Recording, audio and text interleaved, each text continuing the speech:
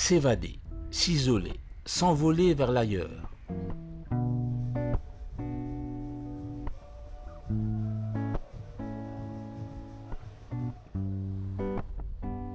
S'ouvrir à un autre monde que celui du béton, de l'asphalte, du bruit, de la fureur d'un quotidien que l'on dit artificiel et de moins en moins connecté avec la nature.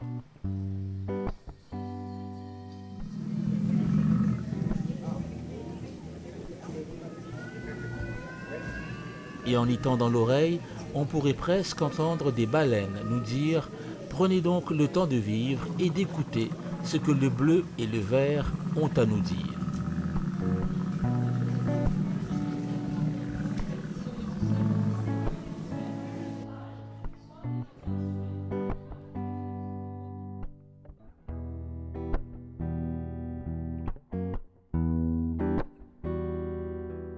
C'est en quelque sorte l'invitation lancée, une promesse du Festival du Vivant, première édition, tenue entre les murs épais de cette bâtisse bicentenaire baptisée Édith.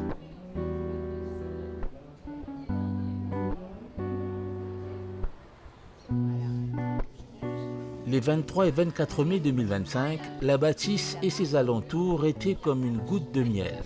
Elle a attiré des curieux et des conquis séduits par des saveurs, des savoirs, des avoirs et des êtres pas avares du tout de partager ce qui nous lie, ce qui nous fait vivre tout simplement.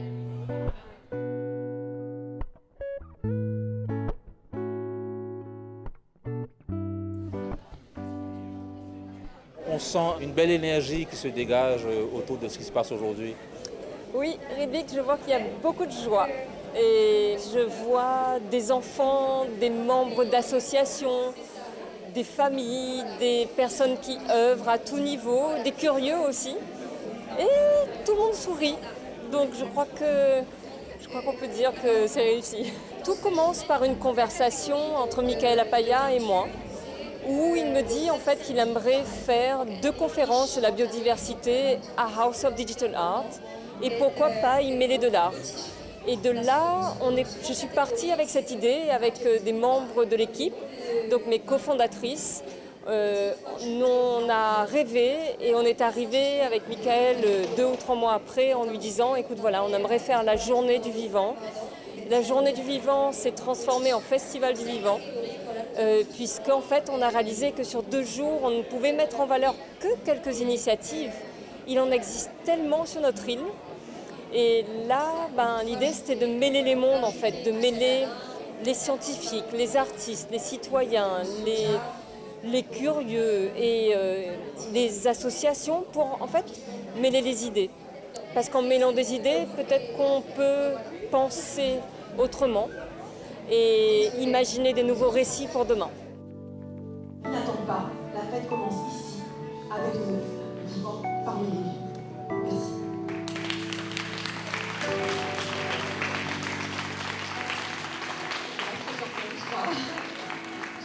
On va enchaîner tout de suite avec le symposium sur le végétal. Quand on est philosophe, quand on parle d'un festival du vivant, ça vous inspire quoi au premier abord? Ça m'inspire à la fois que cette initiative elle est importante, voire cruciale, et en même temps que c'est assez triste qu'on doit encore en 2025 faire un festival du vivant pour interpeller les gens sur la nécessité de penser, d'interagir de façon cohérente avec le vivant. Donc un sentiment peut-être un peu ambivalent de se dire qu'il faudrait arriver à un stade où on n'aurait plus besoin à faire ce genre de festival parce qu'on aurait compris en fait l'importance de vivre en harmonie avec le vivant et non plus de le dominer, de l'exploiter. Et quand vous avez cité pas mal de philosophes lors de votre intervention, ce sont des rêveurs réalistes, on va dire. Et s'il n'y a plus de nature, on ne peut plus philosopher, on ne peut plus rêver. Donc comment on fait? Alors d'une part, moi je milite pour une approche pragmatique et concrète de la philosophie, telle que les philosophes de l'Antiquité grecque l'envisageaient. Je ne crois pas que la philosophie soit une démarche abstraite et désincarnée du réel. On pense le réel à partir du réel. Il y a une question qui m'interroge beaucoup en lien avec la vôtre, c'est quelle est la place de l'imaginaire aujourd'hui? Et je crois qu'à tort, On a jugé l'imaginaire comme étant une sorte de délire de la conscience qui n'a pas lieu d'être, une fantaisie en quelque sorte.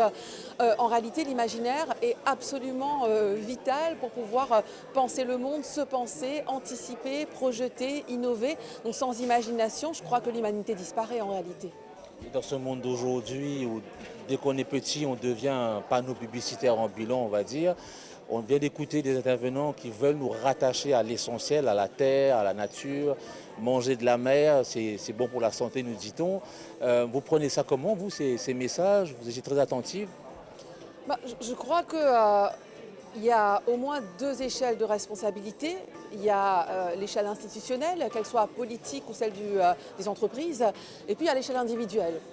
Alors moi, je ne peux pas grand-chose à l'échelle institutionnelle, mais à l'échelle individuelle, c'est à moi de évidemment m'interroger. Et j'avais cité cette phrase du penseur américain Frederick Jameson qui disait « On imagine plus aisément la fin du monde que la fin du capitalisme ». On a, je crois, une obligation de repenser nos modalités d'agir dans le monde, nos façons de consommer, nos modèles économiques. Un modèle est fait pour être suivi et pour être déconstruit et pour proposer d'autres modèles aussi. Il me semble qu'il s'agit là de responsabilités tout à fait collective. Et tout ça vous donne envie d'aller vous balader sur la route des plantes? Oui, tout à fait. Moi, je me balade déjà beaucoup en montagne à Maurice et je crois vraiment, alors je vais donner une réponse tout à fait personnelle, mais dans les moments où on peut être abattu un peu par la vie, ça arrive à tout le monde. Moi, les moments qui me ressourcent, ce ne sont pas des centres commerciaux, ce ne sont pas des food courts, c'est le lagon et la montagne. Et je crois que tout le monde en a déjà fait l'expérience. Ce que je dis est finalement extrêmement simple, mais il y a une capacité régénérative, cathartique de la nature, on ne peut pas l'oublier. Et c'est bourré de graines, de petites graines de figuiers. Et les figuiers eux-mêmes sont des espèces extrêmement importantes parce qu'elles fructifient toute l'année. Ça, c'est les cris de la graine. Il n'y a plus rien. Donc, aucune chance de germination. Ils mettent de miel. Et souvent, on veut couper ces saveurs, alors que la saveur, c'est elle qui est aussi active, en plus des principes actifs. Vous me suivez ou ça va être trop compliqué? Alors, je m'appelle Zilien Darga, d'origine en plus mauricienne malgache, réunionnaise, tu vois. J'ai baigné dans les plantes médicinales depuis tout petit, comme tout Mauricien, je pense, ou tout Réunionnais. Mais je me suis formé, je suis aromathérapeute, herboriste, phytothérapeute, et je travaille beaucoup en ethnobotanique, c'est-à-dire comprendre l'utilisation et le voyage des plantes, surtout médicinales, à travers les peuples, pour raconter l'histoire de nos populations de l'océan Indien. Parce que ce qu'on ne réalise pas, c'est qu'il y a beaucoup de points communs. Comment nos îles se sont formées, en même temps, nos graines ont voyagé. Oui, les graines ont voyagé. Alors, tu vois, il y a beaucoup de scientifiques qui s'intéressent aux graines qui ont voyagé par le biais naturel, l'eau, le vent, les animaux, les insectes et tout ça. Moi, je t'avoue que ce qui m'intéresse beaucoup, c'est par exemple, en ce moment, je suis sur le langagisme. Parce que par exemple, on a des plantes ici à Maurice ou à La Réunion qui viennent de l'Inde et qui ne sont pas venus de façon naturelle. Mais c'est plus la maman d'un futur engagé qui avait un petit grain dans sa poche, par exemple, que sa maman lui a donné, lui a dit quand tu arrives là-bas, là, plante ça mon garçon. Si tu as un problème un jour de santé, eh bien, tu pourras, tu vois, c'était l'apport et la richesse des cultures de l'océan Indien, c'est ça aussi. Et vous parlez de votre enfance, qui a été celle de beaucoup, de génération en génération. On se baladait dans les ravines, dans des forêts, et on mangeait naturellement des feuilles pour se sentir bien. On le fait encore, ça, aujourd'hui? Alors, il y a vraiment beaucoup de paramètres, ça pourrait être une conférence de 3 heures, ça, qui font que non, on le fait moins. Déjà, on a moins confiance à laisser nos enfants tout seuls. On le sait très bien pourquoi, des raisons de sécurité et bien d'autres choses. Et puis les ravines ne sont plus dans le même état qu'avant, elles ne sont plus accessibles de la même façon. Il y a beaucoup d'invasifs, malheureusement, et tout ça, de plantes invasives. Mais écoute, il y a des endroits, moi où j'habite à La Réunion, c'est sûr qu'on le fait encore parce que j'ai décidé d'habiter dans un endroit un peu reculé où la nature est encore en bonne santé. Mais non, malheureusement, on ne le fait plus de la même façon. Non, bien entendu, ça se perd. Vous avez insisté sur ce qui est amer, ce qui est acide. Il faut prendre justement ces plantes sans enrober de quoi que ce soit. C'est difficile à faire comprendre ça à la génération d'aujourd'hui ou... Oui, c'est difficile à faire comprendre. C'est très ironique tout ça, parce qu'en fait on a un besoin de se guérir, de se soigner, parce que même les jeunes ont des gros problèmes de santé. Je pense aux jeunes femmes avec l'endométriose qui explose partout dans toutes nos îles. Et en même temps, on ne veut pas changer nos habitudes. Et on aime bien le fast-food, et on aime bien le petit coca, et on aime bien... Donc c'est très compliqué. Il y a une éducation à faire.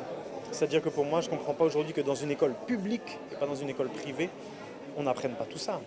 À manger, à cuisiner avec ce qu'on a sous la main et surtout manger pays, quoi, manger longtemps, nous manger chauffé.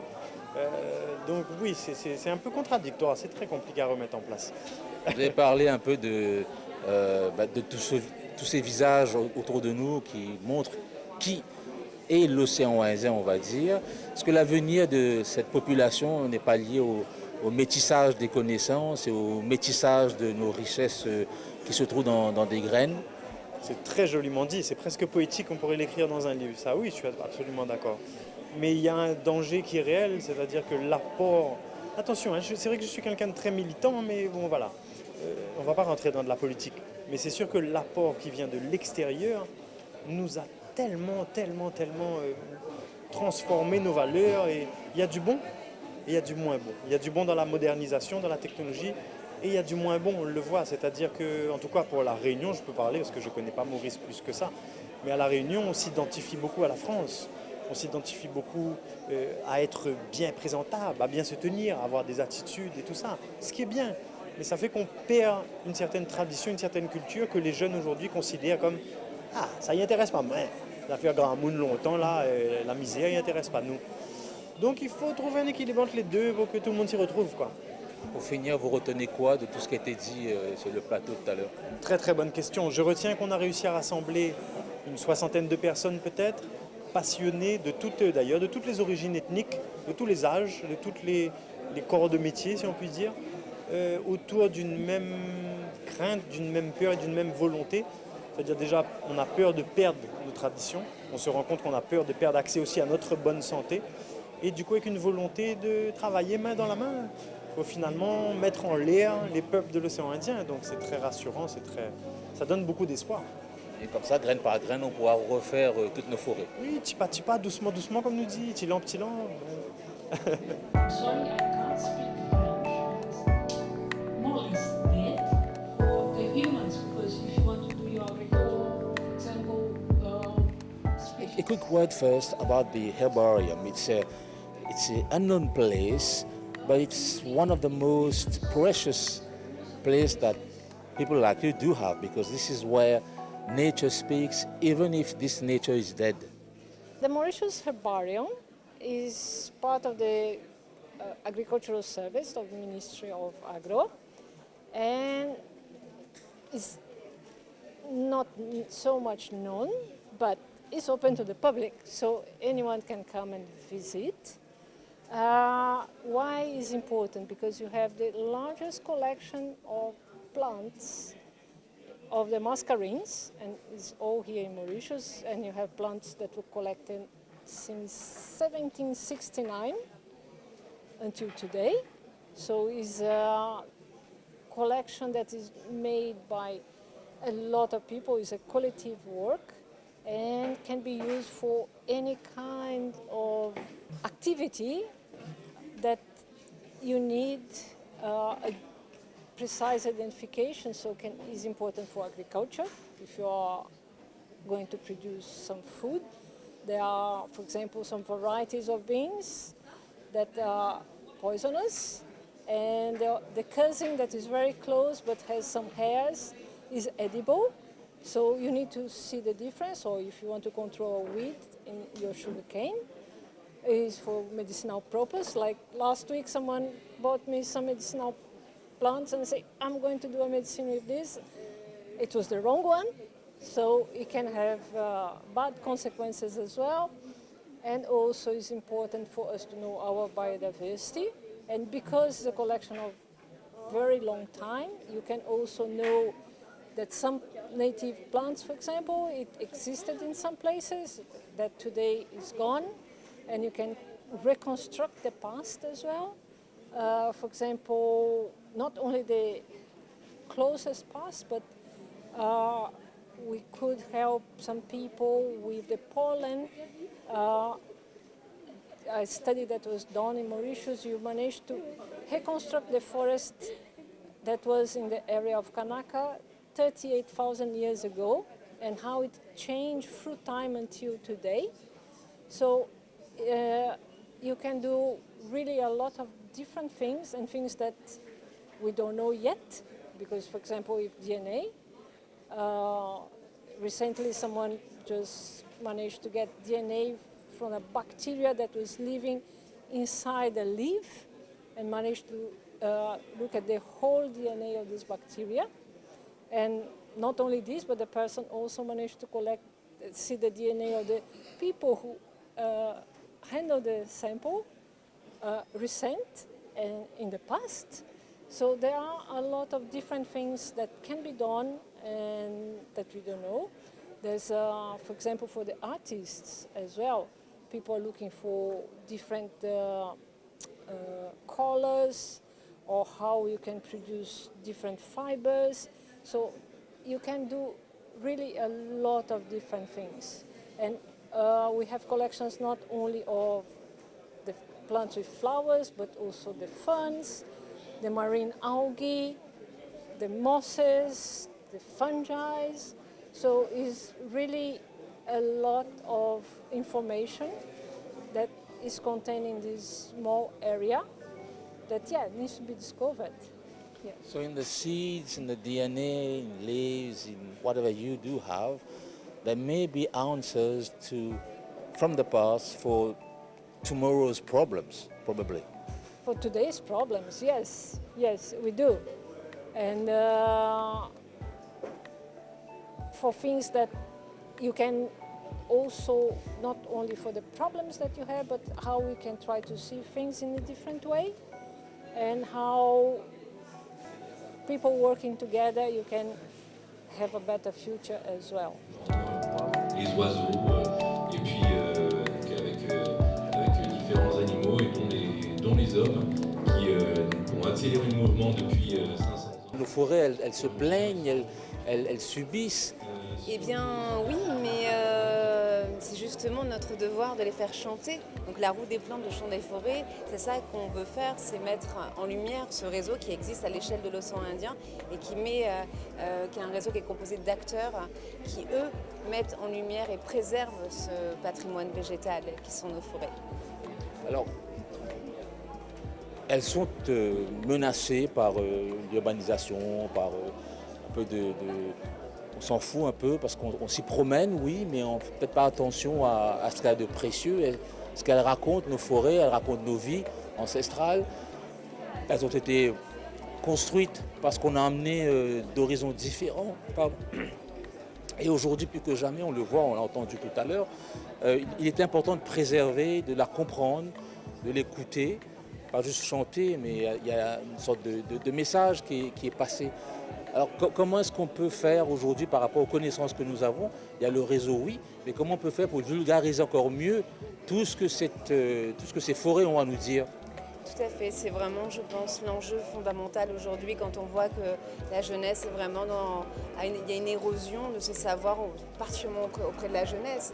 Alors c'est notre responsabilité en tant que réseau professionnel de redonner, rendre accessible cette connaissance donc par des outils pédagogiques, des MOOC, des petites vidéos, des cours en ligne, rencontrer les agriculteurs chez eux, in situ, redonner de la pratique aux gens, savoir faire une tisane, savoir planter, savoir récolter, savoir tresser avec ce qu'on a à la maison.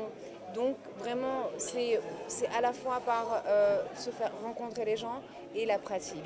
Et surtout, juste questionner les anciens, être curieux, leur amener du végétal et voir ce qu'ils font avec, écouter ce qu'ils ont à dire, ce que leurs mains ont à dire. On va pousser le bouchon un peu loin. Les anciens, on a tendance à les offrir. Je reprends. On va pousser le bouchon encore plus loin. Les anciens, on a tendance à s'en débarrasser. Leur savoir, ça fait potion de vieille grand-mère. C'est pas forcément présentable, on va dire. Ou il y a les extrêmes. Quand c'est présentable, c'est packagé, c'est très cher. On ne vous vend pas grand-chose à des prix épouvantablement élevés.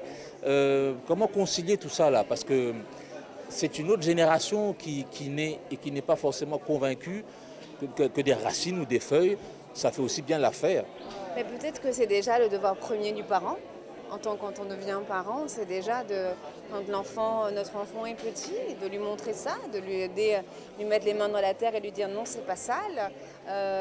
Déjà, je pense qu'au sein des familles, c'est de donner la place à l'ancien qui a des choses à dire, amener son enfant dans la nature, le sortir de l'écran et lui donner ce petit goût, cet émerveillement qui fait qu'il regardera peut-être le prochain enseignement différemment, il aura envie de s'y intéresser, de valoriser les métiers autour du végétal. Être agriculteur, être artisan, donc c'est toute cette petite somme de choses, mais finalement je pense que l'action, c'est à nous de la faire dans notre environnement premier, qui est chez nous, avec nos enfants, notre famille. Et puis ensuite, les professionnels feront le reste. Et vous-même, comment c'est venu cet engagement? Alors moi, je m'appelle Mélisande Planté. Alors je pense que ça vient de mes ancêtres. Je suis herboriste et j'ai eu un appel de la forêt, figurez-vous, il y a quelques années. Voilà. Et après j'ai perdu mon papa. Et je pense que la génération d'avant est descendue sur moi en me disant c'est ça que tu dois faire. Préserver le patrimoine naturel de l'océan Indien.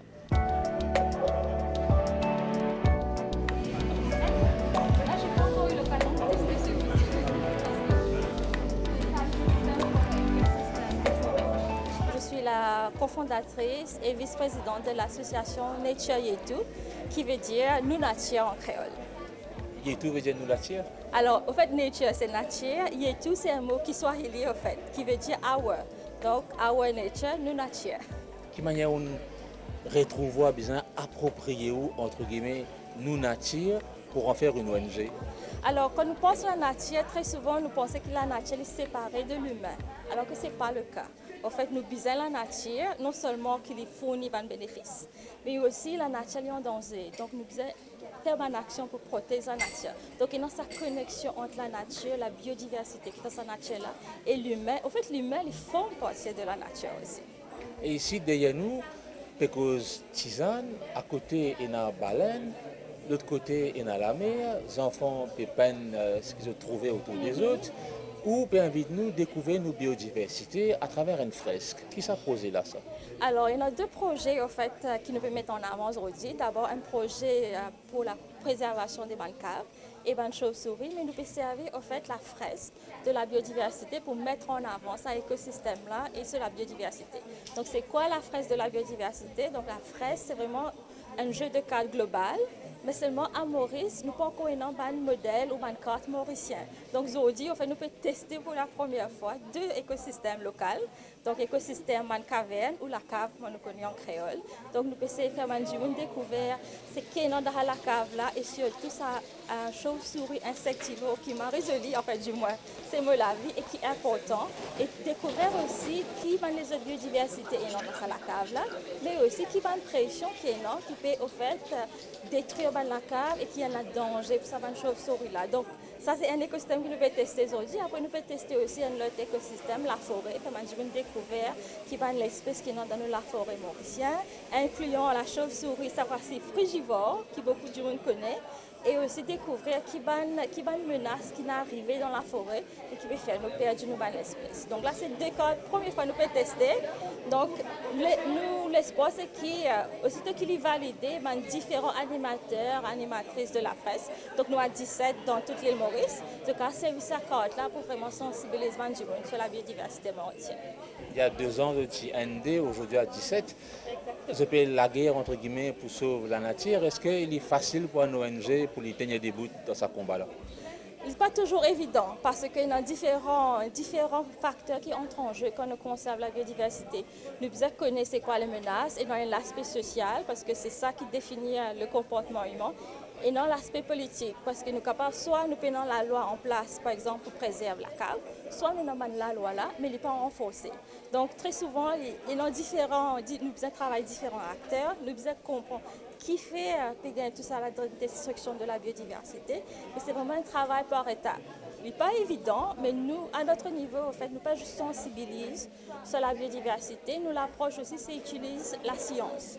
Donc, c'est quoi les bonnes pratiques et c'est mettre ça en avant et tester qui m'a osé, qui pas m'a osé. Comme ça, nous avons fait en sorte que quand nous mettons une action en place, elle est vraiment successful, on va dire. Donc, à l'origine, tu t'es inscrit dans un cours sur le social à l'Université de Maurice. Est-ce que ça, tu pouvais penser que ça allait t'amener à travailler sur des projets écologiques, on va dire? Pas vraiment, parce que moi je voulais travailler dans un NGO. Je voulais avoir mon NGO en fait. Parce qu'à Maurice, on a beaucoup de personnes qui ont les éducations et tout, mais ne sont pas empowered. Donc il fallait trouver une solution à ça. Il y a des gens, il y a des femmes, ils quittent l'école et après c'est tout. Pourtant ils font jusqu'à la forme 5, mais après ils sont chez eux, ils se marient, ils ont des enfants et puis c'est tout. Mais c'est pas ça. Ils auraient pu aller de l'avant, ils auraient pu continuer la HSC, aller à l'université et tout, et faire des recherches et amener Maurice plus loin. Parce qu'en Inde, c'est comme ça, en Amérique, on a des femmes qui partent dans l'espace, la NASA et tout, mais ici, il n'y a pas ça. Alors que l'éducation est gratuite, elle est de bon niveau.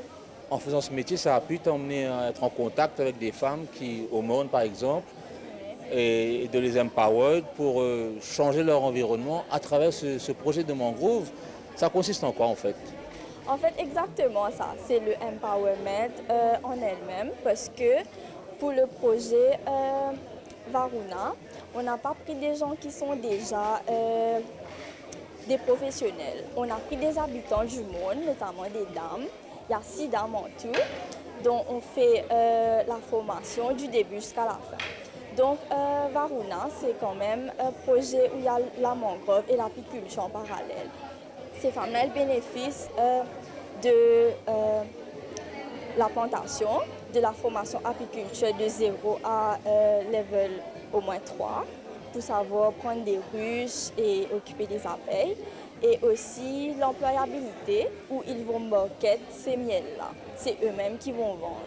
Comment tu vis ce petit événement du Festival du Vivant? Je suppose que tu as visité un peu ce qu'il y avait autour. Comment tu vois tout ce qui est proposé là? Comment tu vis ça? J'étais vraiment surpris parce qu'il y a beaucoup de choses que je ne savais pas. Par exemple, il y a des animaux dans l'océan qui sont protégés. C'est illégal de les toucher, tout, je ne savais pas. Quand je vois sur Instagram, les gens vont nager avec les dauphins, j'ai envie de faire pareil, mais c'est pas vraiment conseillé. Là, je viens de découvrir ça et j'ai appris beaucoup de choses. Sur les tisanes, sur les grottes, sur les caves, qu'est-ce que tu as appris? J'ai appris sur les baleines, j'ai appris sur Ebony Forest, planter les tiny forests et tout. Et j'ai appris que les oiseaux étaient endémiques, certains, parce que les perruches, on les voit partout, mais les perruches de Maurice sont endangered. Voilà.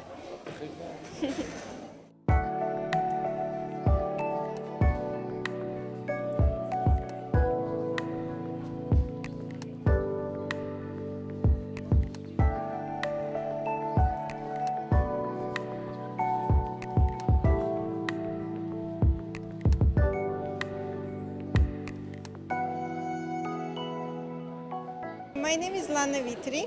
I'm a marine biologist and I'm conservation director of Marine Megafauna Conservation Organization. It's very good that so many people and they're really interested in whales and sharks and turtles because we have a lot of questions and I'm happy that people are really concerned what's going on in Mauritius in terms of conservation of these animals, especially about whales. And we have mostly questions about problem of swimming with whales in Mauritius. That is really a big problem now. And I'm happy that people really want to reduce the pressure on whales, and they asking what can be done and how this affect animals and is it bad or not. And so we have a lot of conversation about it.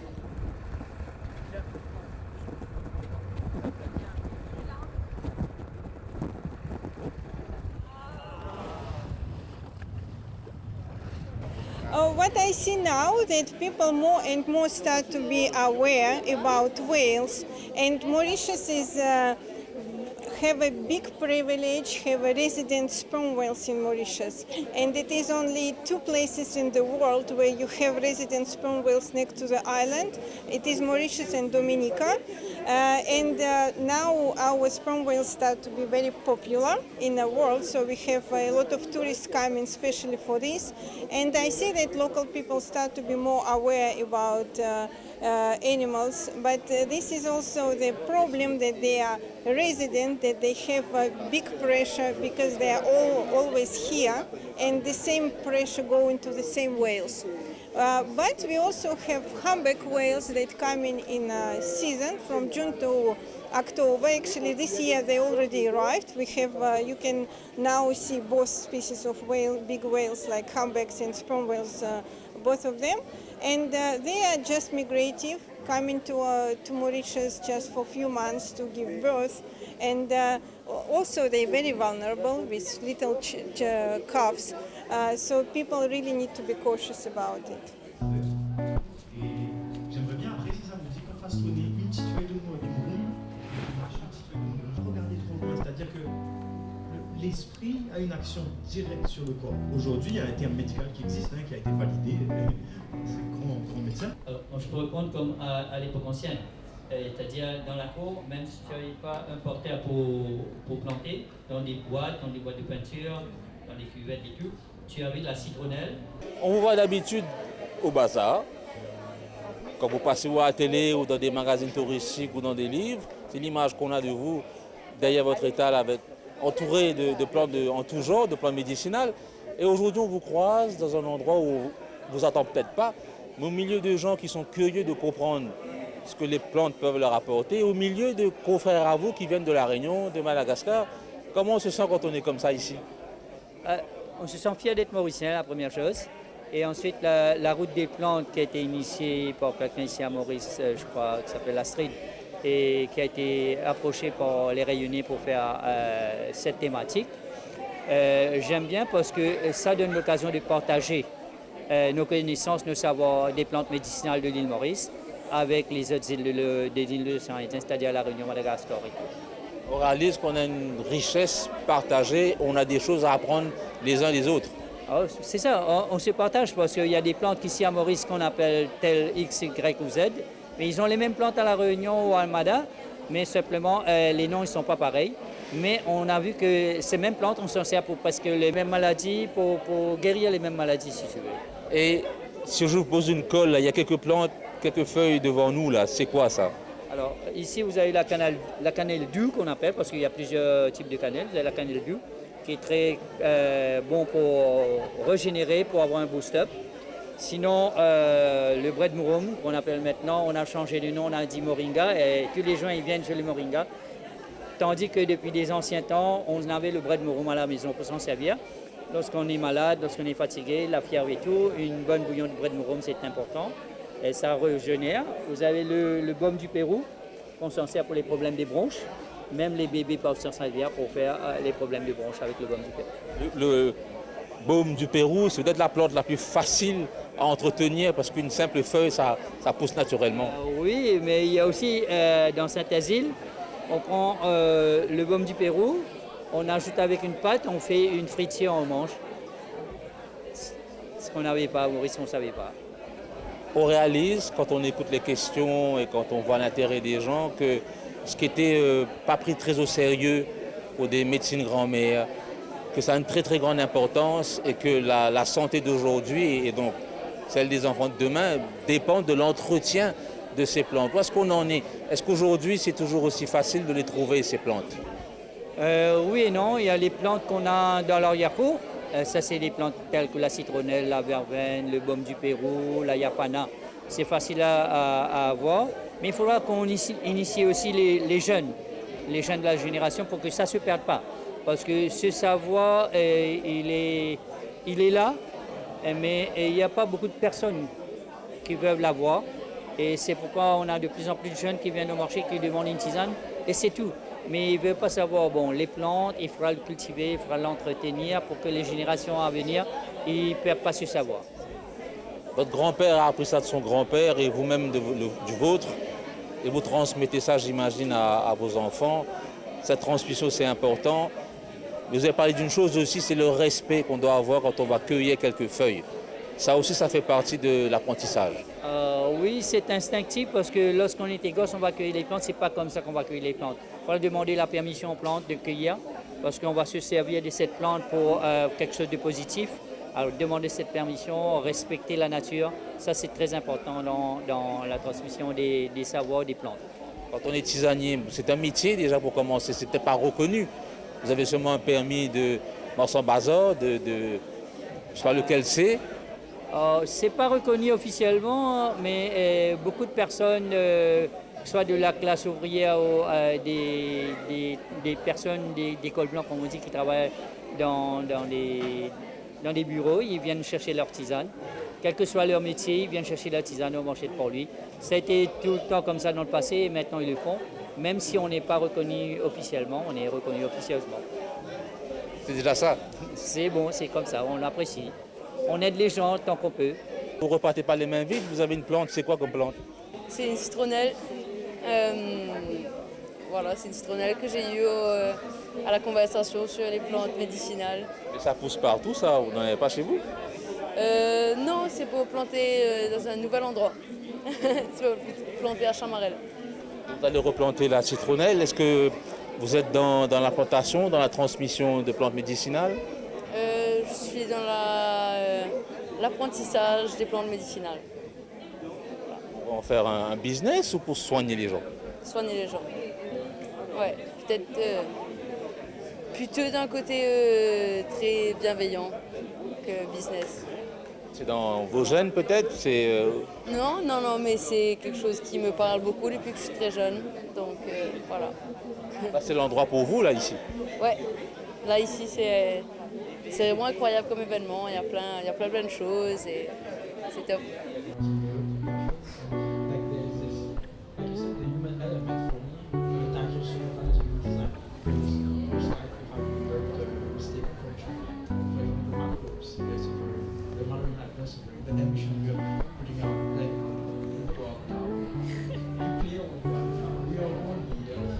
Oh, it's like, oh, that's cute, joy, oh. And it's something I was going to add just after, but it's actually... L'événement est génial. Donc moi, je suis consultante en économie circulaire. Donc mon métier, c'est justement de trouver ces nouvelles façons de faire en fait, qui tiennent le sens, les business models, mais qui sont respectueux de la planète et des personnes. Donc c'est complètement mon quotidien d'essayer de mettre de l'avant les initiatives qui sont faites. Et je pense que d'avoir un événement comme ça, où tout le monde est invité à réfléchir à cette thématique-là, c'est magnifique. Parce que c'est justement cette perception, ces narratifs qu'il faut changer. Ça demande, ça impose qu'on change de mode de vie, de rejeter le matériel, le neuf, ce qui coûte, le bling-bling, etc., comme on dit, pour quelque chose de beaucoup plus genuine. Et ça, est-ce que tout le monde est prêt à faire ça? C'est la grande question. Alors, c'est vraiment intéressant parce que je pense que c'est vraiment là, c'est vraiment de redéfinir nos modes de vie en fait. Et ça ne veut pas forcément dire de se priver de quoi que ce soit. Moi, je pense vraiment que ça ne veut pas dire de se priver de choses, mais c'est juste peut-être comment faire différemment. Par exemple, les vêtements, on peut toujours apprécier d'avoir des nouveaux vêtements, de bien s'habiller, mais est-ce que j'ai besoin des vêtements neufs? Est-ce que je ne peux pas juste acheter de seconde main ou acheter avec des petits producteurs locaux dont je sais comment ça a été produit? Est-ce que je peux, par exemple, si je vais mettre un vêtement juste une fois, ne pas acheter? Est-ce que je peux emprunter? Est-ce que je peux louer? C'est des choses comme ça, c'est des nouvelles façons de faire, mais ça ne veut pas dire forcément se priver en fait. C'est juste comment faire différemment. Ça implique aussi qu'on change un système d'éducation, de faire comprendre qu'arriver dans la vie, ce n'est pas forcément avoir toutes ces belles choses, produites par des grandes entreprises qui, eux, disent qu'ils s'engagent dans cette économie séculaire. C'est un peu cynique, c'est un peu hypocrite même. Je pense que c'est définitivement, il faut revoir notre narratif complètement. Donc ça commence dans le système éducatif, mais ça commence aussi partout en fait, chez nous, à la maison. C'est vraiment de peut-être redéfinir le succès en effet. Donc qu'est-ce que moi j'ai envie? C'est quoi le succès pour moi? Est-ce que c'est forcément avoir la plus grosse voiture ou est-ce que c'est juste une voiture, j'ai besoin pour me déplacer? C'est juste d'avoir une voiture qui fonctionne, une voiture qui marche, qui est bien. Mais est-ce que j'ai besoin de la plus grande? Est-ce que j'en ai besoin de 3? C'est peut-être des choses comme ça. Et encore une fois, je ne dis pas qu'il faut se priver de choses, mais c'est vraiment de se demander qu'est-ce que j'ai besoin / envie et est-ce que je peux l'avoir d'une façon qui est plus respectueuse de l'environnement. Par exemple, on parlait avec une amie la dernière fois, it's also about co-ownership. Donc par exemple, si j'ai envie d'une maison de vacances, est-ce que j'ai vraiment besoin de la maison de vacances que pour moi ou est-ce que de toute façon je vais y aller que de temps en temps, je peux le co-own with other people to be able to also share these resources, ne pas la laisser unused. Donc encore une fois, ça ne veut pas dire de se priver, mais c'est faire autrement. Alors vous-même dans votre quotidien, qu'est-ce que vous n'achetez plus? Alors moi le fast fashion, j'ai dit non au fast fashion. Donc vraiment la plupart de mes vêtements c'est soit du seconde main, soit des petits artisans qui sont locaux, donc je sais c'est eux qui ont créé et tout. Je répare beaucoup, donc voilà, quand c'est cassé je jette pas, je répare. Et là vraiment j'ai fait du visible mending pour it's a statement, c'est que voilà qu'on peut réparer, qu'on n'a pas besoin juste de jeter. Donc voilà, même la nourriture aussi, j'essaye d'être plus consciente, de voir d'où vient la nourriture. On n'est pas parfait bien sûr, j'achète toujours des choses en packaging, des choses comme ça, mais quand je peux, je vais essayer d'aller vers des petits producteurs locaux. Je suis aussi végétarienne parce que le current agricultural system est assez harmful pour la planète. Donc, par exemple, j'ai décidé de devenir végétarienne à cause des impacts environnementaux. Donc, je pense que c'est vraiment des petites choses comme ça qu'on peut faire. Et je ne suis pas plus triste, je vais très bien, je profite de la vie, je suis très heureuse. Mais c'est juste des petites choses qui ont un impact quand même sur l'environnement et que je décide, comment moi je peux faire autrement. Ritney, tu as quel âge? Moi, je vais avoir 22 ans maintenant. Comment tu t'es retrouvé dans ces conversations-là? J'étais tout le temps passionné par la science, d'ordinairement. Mais un peu plus, c'est parce que je fais l'ingénierie chimique et encore plus de raisons pour lesquelles je dois me concentrer vers l'environnement, comment ne pas le polluer et faire en sorte que les plantes, le maritime et tout ça, sont entre de bonnes mains. Par exemple, les émissions dans l'air, le wastewater qu'on jette partout quand on traite de l'eau des égouts, par exemple. Ça, c'est dans l'ingénierie chimique. On t'a vu te balader avec une plante, pourquoi? J'aime les plantes. Et c'est une plante médicinale et ça sent bon. Absolument, ça sent bon. Oui, c'est en chef. Oui, effectivement. Et c'est quoi comme plante? Je ne sais pas. Je l'ai eu ici, au Symposium du Vivant. C'était très bien. J'étais un peu hésitant de venir ici, je ne savais pas. C'était un samedi, j'avais dit, qu'est-ce que je vais faire là? Je ne connais personne. Je suis vraiment ravi. Tu as fait des rencontres? Beaucoup de rencontres. Il y a des ONG comme Sauver la Nature, il y a le MMCE, il y a le Varuna. Tout ça, des grandes organisations qui luttent pour le maritime, pour le végétal, pour notre environnement. Et nous, je crois bien que nous, en tant que jeunes, les citoyens, nous devons, à coûte que coûte, les soutenir. Parce que nous sommes l'environnement. L'environnement, c'est nous et nous sommes l'environnement. Ce n'est pas juste je fais partie de l'environnement, je suis l'environnement. Vous êtes l'environnement. We are one. And nous devons tout le temps avoir l'espoir qu'on peut faire nos rêves devenir réalité. Et c'est bien ça. J'ai appris ça aujourd'hui. Je suis vraiment comblé de voir que toutes les personnes qui sont venues ici sont excitées, sont inspirées avec les speakers qui sont venus aussi aujourd'hui. Et j'espère bien que tout va bien se passer, que le futur Solar Punk, par exemple, doit pouvoir devenir une réalité.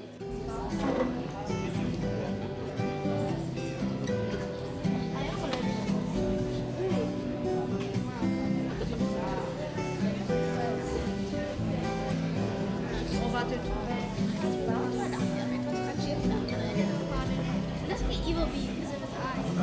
Entre plusieurs générations, on réalise qu'en fait, il y a des points communs, il y a une idée commune, c'est de défendre ce qu'il reste de notre nature à Maurice. Tout à fait. Et tu as évoqué cette notion d'écouter. Je crois que dans notre quotidien, on oublie de s'écouter et d'écouter ce qu'il y a autour de nous. Et toute cette nature qui est autour, ça va de la plante oubliée, du Jean Robert ou jusqu'à l'arbre qui est centenaire. ou jusqu'aux rivières, ou jusqu'à la mer. Et en fait, en étant à l'écoute de cette nature, je crois qu'elle a énormément à nous apprendre. Et on en fait partie. Et il faut arrêter de se différencier en fait de la nature et nous, on est la nature. Et je crois qu'on a tous un rôle à jouer.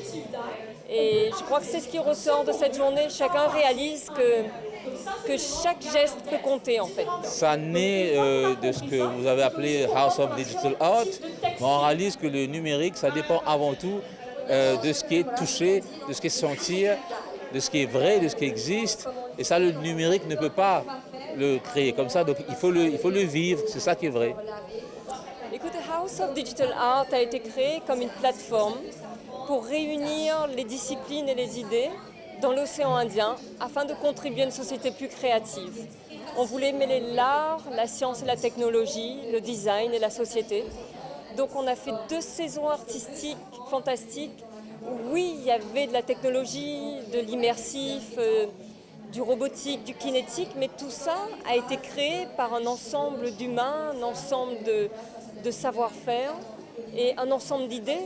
Et je crois qu'on a besoin. Aujourd'hui, on fait partie de ce monde digital, mais c'est comment est-ce qu'on l'utilise et comment on vit avec. Et je crois que ce digital, il peut servir à s'informer, à contempler et à rêver, et à mettre en valeur aussi. Et pas seulement à jouer ou à faire du business. Pour finir, vous avez butiné, on va dire, vous avez écouté, vous avez joué vous aussi avec tout ce qu'il y avait autour. Une idée que vous ne soupçonniez pas mais qui existait et qui vous a frappé? Tellement d'idées. Je crois que je retiendrai Joyful Ecologies ou encore la philosophie de Anushka Souriyamurti, où en fait, finalement, face à tout ce qui se passe dans le monde, on peut être découragé, on peut être angoissé. Mais je crois qu'il y a beaucoup d'avenues d'espoir et tant qu'on est ensemble, en fait, tant qu'on crée du lien, on arrive à être courageux et à porter des choses ensemble pour arriver à changer les choses et à changer de perspective, à changer de narratif et à changer de paradigme. Et je crois qu'on en a grand besoin. Parce que la manière dont on fonctionne aujourd'hui, je ne sais pas si ça rend la société aussi heureuse qu'elle peut l'être. Et à quoi il sert de vivre si ce n'est pas pour être joyeux et célébrer ce qu'on a autour de nous en fait. En tout cas, les gens ici, on les a vus sourire tout le temps, donc c'est déjà ça. Oui, c'est déjà ça.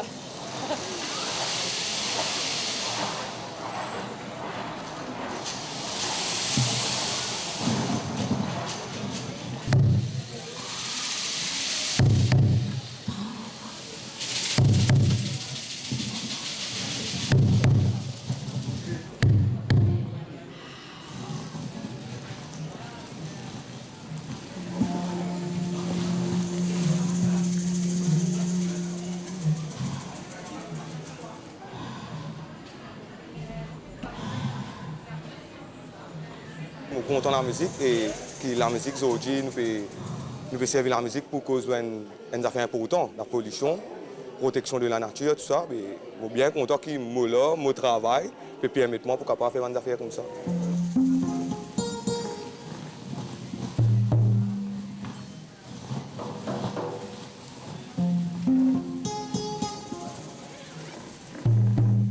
Depuis petit, je suis un peu dans la musique, je écoute un peu de tout. Après, dans l'adolescence, je suis plus vers jazz. Je suis aussi vers jazz qui, voilà, pour moi, la base de la musique, que tout sorti, c'est le jazz, blues, c'est ça qu'on enchaîne là, qui m'inspire moi de ça. Après, moi, j'essaie de mettre dans la musique que moi, j'ai envie de faire. Et avant des gens qui me travaillent aussi, nous partager. C'est qui moi les connaît, moi je ne pas connais, montrez-moi, c'est que moi je connais, nous partageons comme ça, c'est ça la musique. La nature est importante parce que c'est lui qui donne nous l'oxygène. Tout nous bien-être, je trouve, dans la nature, nous gagnons tout là, mais si nous ne pouvons pas préserver, c'est nous-mêmes qui pouvons identifier plus devant. Et l'avenir de nos enfants, déjà là même, déjà alarmant, mais imagine nos enfants, nos petits enfants qui peuvent devenir si nous ne pas prendre en compte, c'est la même, si nous ne pas mettre la main dans la pâte, mais nous pouvons identifier.